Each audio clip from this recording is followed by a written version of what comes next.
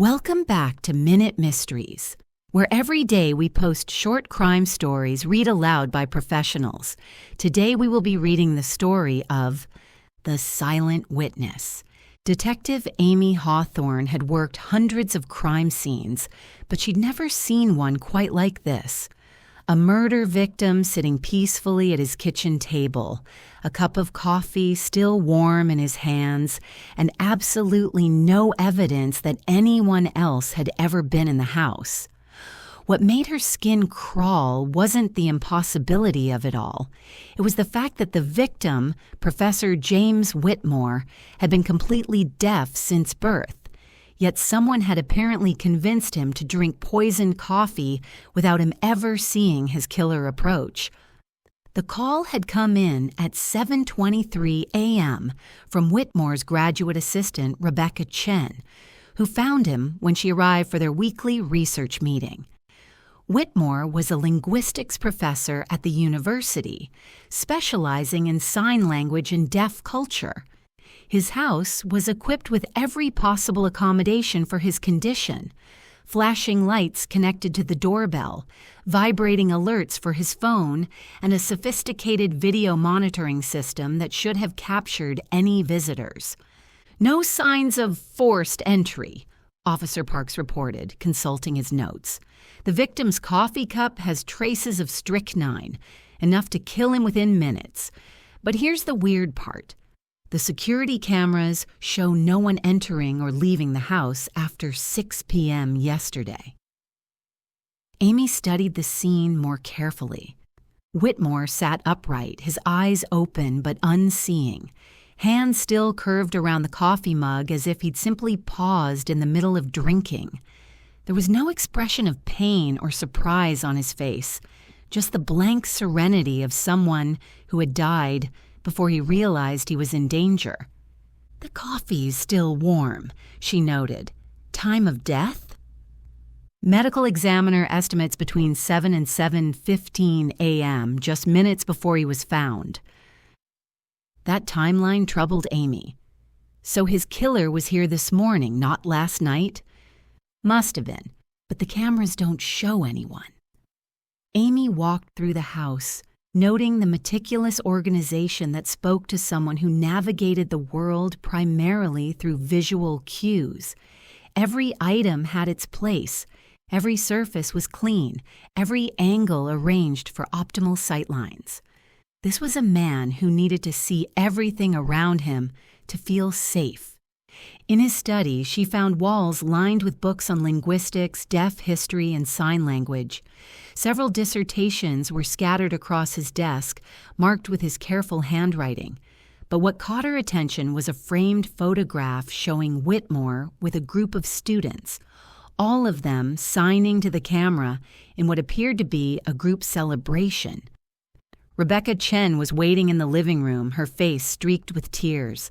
She was a petite woman in her mid-20s, wearing a graduate student's uniform of jeans and oversized sweater. "He was like a father to me," she said, her hands moving in sign language even as she spoke aloud, a habit Amy had noticed in many people who worked closely with the deaf community. "Professor Whitmore changed my life. I was failing out of college when I took his introductory ASL class. He saw something in me, helped me find my direction." "When did you last see him alive?" "Yesterday afternoon, around 4 o'clock. We were discussing my thesis research." Rebecca's voice caught. "He was excited about something, said he'd made a breakthrough in understanding how deaf children develop linguistic reasoning differently from hearing children." "Did he mention expecting any visitors this morning?" "No, and that's strange. Professor Whitmore was very particular about his schedule. He never liked unexpected visitors because of the communication barriers with hearing people who didn't sign." Amy made notes. The security system. Could someone have tampered with it? "It's possible, I suppose, but you'd need to know quite a bit about the setup. Professor Whitmore had it installed by a company that specializes in deaf-accessible home security. It's more sophisticated than most systems. Who else had access to the house? Rebecca counted on her fingers. His cleaning lady comes on Fridays. His research assistant, that's me, has a key for emergencies, and Dr. Patricia Vance from the linguistics department has one because she and Professor Whitmore collaborated on several papers. Amy had Rebecca show her how to operate the security system. The digital log confirmed what Officer Parks had reported. No entries recorded after 6 p.m. the previous day, and no exits before Rebecca's arrival that morning. There's something else, Rebecca said hesitantly. Professor Whitmore had been receiving some concerning messages recently. What kind of messages? Letters. Handwritten, not signed. Someone was accusing him of stealing research ideas, of taking credit for work that belonged to someone else in the deaf community. Amy felt her pulse quicken. Do you have these letters? Rebecca led her back to the study and opened a desk drawer, revealing a stack of handwritten notes. The paper was expensive, the penmanship elegant but increasingly agitated across the series of messages. Your reputation is built on lies. You've profited from our community's struggles while contributing nothing genuine. The truth will come out. Your career will be exposed for the fraud it is. You have 1 week to confess publicly, or I will reveal everything. The final letter was dated just 3 days ago. Time's up, Professor. Justice comes for thieves. Did Professor Whitmore report these to campus security? He was planning to, but he wanted to investigate first. He was convinced he knew who was sending them, but he wouldn't tell me who he suspected. Amy photographed the letters and sealed them as evidence. The handwriting was careful, controlled, but she could see increasing tension in the letter formations as the threats escalated. Her next stop was the University Linguistics Department. Dr. Patricia Vance was a woman in her 50s with steel gray hair and the intense focus of someone accustomed to academic discourse. James was brilliant, she said, gesturing for Amy to sit in her cluttered office. One of the few hearing researchers who truly understood deaf culture from the inside out. He didn't just study sign language, he lived it. Were you aware of any professional conflicts he might have had? Dr. Vance hesitated. The linguistics world is small and competitive, detective. People argue about research methodologies, publication credits, theoretical frameworks. But murder? That seems extreme even for academia. What about these threatening letters? Amy showed her photocopies of the messages. Dr. Vance read them with growing concern. This is troubling. The accusations about stealing research, I can't imagine what they're referring to. James was scrupulously honest about citations and collaboration credits. Could these letters be connected to any specific research project? Possibly his work on deaf childhood development. That's been his primary focus for the past 2 years. It's groundbreaking research that could change how we approach deaf education. Amy made notes. Who else would be familiar with this research? His graduate students, obviously. A few other researchers in the field, the deaf community leaders he interviewed for the study. Dr. Vance paused. There was some controversy about his methodology. Some members of the deaf community felt that hearing researchers shouldn't be conducting studies about deaf experiences at all. Controversy enough to inspire threats? In extreme cases, perhaps. The deaf community has been exploited by researchers before, studied like laboratory specimens rather than treated as full human beings with their own voices and perspectives. Amy left the university with more questions than answers. The threatening letters suggested a motive, but the impossible circumstances of the murder remained unexplained. How had someone entered Whitmore's house, poisoned his coffee, and left without appearing on any of the security cameras? That evening, she returned to Whitmore's house for a more thorough examination. The security system bothered her. It was too convenient that the cameras had no record of the killer's presence. She studied the camera positions carefully.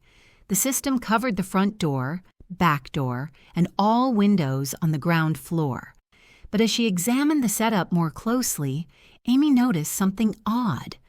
One of the cameras had a slightly different angle than indicated on the monitoring app. She called the security company and spoke with the technician who had originally installed the system. The camera angles can be adjusted remotely through the control app, he explained. If someone had access to the system, they could theoretically change the camera positioning to create blind spots. Who would have that level of access? Anyone with the master control codes, usually just the homeowner and our company for maintenance purposes. Amy felt pieces clicking into place. If someone repositioned the cameras to avoid detection, would there be a digital record of those changes? Absolutely. Every adjustment is logged with a timestamp. Within an hour, the security company had provided her with the system logs. Sure enough, at 6:47 a.m., just 30 minutes before Whitmore's body was discovered, someone had remotely adjusted 2 cameras to point away from the back door and kitchen window. The access came from an authorized user account, the technician reported. But I can't tell you which specific account without a warrant. Amy already suspected she knew the answer. She spent the next morning obtaining the necessary warrant and diving deeper into the backgrounds of everyone who had access to Whitmore's house and security system. The revelation, when it came, was both shocking and heartbreaking. Rebecca Chen had been living a carefully constructed lie for over 3 years. Her real name was Rebecca Martinez, and she wasn't a graduate student at all. She was a former research assistant who had been dismissed from another university for falsifying data in a study about deaf children's cognitive development. The study she had corrupted had been the preliminary work that Professor Whitmore later built upon for his groundbreaking research. Rebecca had been systematically sabotaging academic research in the deaf community, not out of ideological opposition, but out of personal resentment at being excluded from the field she desperately wanted to join. She was never a graduate student here, Dr. Vance confirmed when Amy confronted her with the evidence. James hired her as a research assistant based on her application and recommendations. We never verified her academic credentials because she seemed so knowledgeable and passionate about the work. The threatening letters had been Rebecca's attempt to make Whitmore confess to using research that she believed was rightfully hers, research that she had corrupted and been dismissed for. In her twisted logic, she saw herself as the true victim, unfairly excluded from a field where she deserved recognition. But Amy still couldn't understand how Rebecca had committed the murder. The timeline didn't work. She had discovered the body herself and called the police immediately. The answer came from the medical examiner's more detailed analysis of the strychnine poisoning. The poison wasn't in the coffee, Dr. Martinez explained. It was in his artificial sweetener. Someone had replaced the contents of his sweetener dispenser with strychnine powder. Professor Whitmore poisoned himself when he prepared his morning coffee. But that means the killer wasn't there when he died. Exactly. This was a delayed action murder. Someone replaced the sweetener, then waited for him to use it. The timing of death would depend on when he decided to have his morning coffee. Amy felt the final pieces falling into place. Rebecca had used her access to Whitmore's house to plant the poison, then carefully orchestrated her arrival to discover the body. She had adjusted the security cameras remotely to hide her earlier entry, creating the illusion that no one had been in the house. But she had made one crucial mistake. She'd repositioned the cameras too late, creating a digital record that pinpointed exactly when someone with system access had tried to hide their presence. When Amy confronted Rebecca with the evidence, the young woman's carefully maintained facade crumbled. "He ruined my life," she sobbed. "I made one mistake, one stupid mistake with data entry, and it destroyed my entire career. Meanwhile, he built his reputation on research that I helped develop, research that I understood better than anyone." "So you decided to kill him?" "I just wanted him to admit the truth, to acknowledge that his success was built on work that other people had done." Rebecca's voice was raw with pain and anger, but he wouldn't listen. He kept talking about moving forward, about letting the past go. Easy for him to say. He wasn't the one whose life was destroyed. "The threatening letters were your idea of giving him a chance. I thought if he confessed publicly, if he acknowledged the contributions of the people he'd built his career on, maybe I could find a way back into the field. But he was too proud, too comfortable in his success to admit any wrongdoing." Amy studied Rebecca's tear-streaked face, seeing not just a murderer, but a young woman whose life had been derailed by one mistake, who had spent years watching from the outside as others achieved the success she felt should have been hers. "The irony," Amy said softly, "is that Professor Whitmore probably would have helped you if you'd approached him honestly. From everything I've learned about him, he was generous with second chances." Rebecca's face crumpled. I know that now.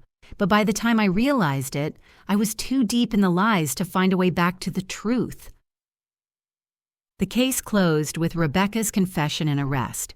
She was charged with first-degree murder, having planned and executed a calculated killing that demonstrated clear premeditation. The deaf community mourned the loss of Professor Whitmore, while also grappling with questions about inclusion, representation, and the complex dynamics between hearing researchers and deaf subjects. For Amy, the case served as a reminder of how personal grievances could fester in isolation, growing into something monstrous when fed by resentment and self-righteousness. Rebecca hadn't just killed Professor Whitmore.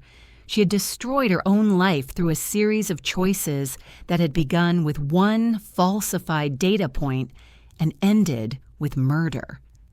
The silent witness of the title wasn't Professor Whitmore, who couldn't hear the danger approaching, but the security system that had ultimately provided the evidence needed to solve the case.